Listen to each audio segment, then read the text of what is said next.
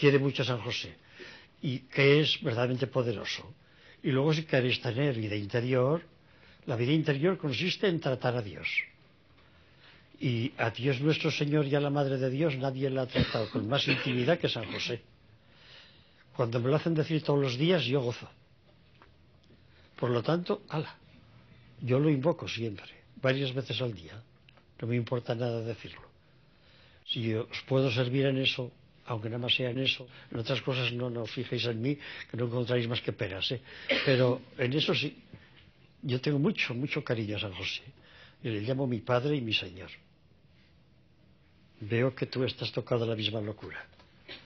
Te admira esa figura colosal que tiene que cumplir todo un programa divino en la tierra y que se sabe esconder. A María la vemos junto al Señor y nos admira el poder de ella porque Él hace que ejecute el primer milagro.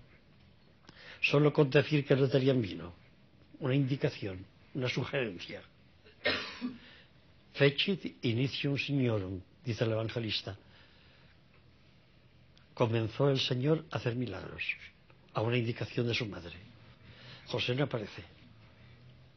Probablemente cuando el Señor va a la pasión, San José ya estaba ya en el cielo, o por lo menos esperando ir al cielo con la resurrección de su hijo.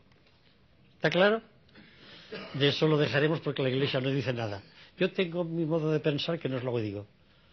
Un modo de pensar que se sujetaría siempre al criterio de la Iglesia, pero imagino que la Iglesia ni ahora ni dentro de 20 siglos dirá nada de esto, porque no es necesario. De modo que tú, con tu cariño a San José, llénalo de preeminencias.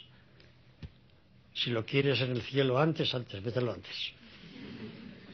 Dios te bendiga.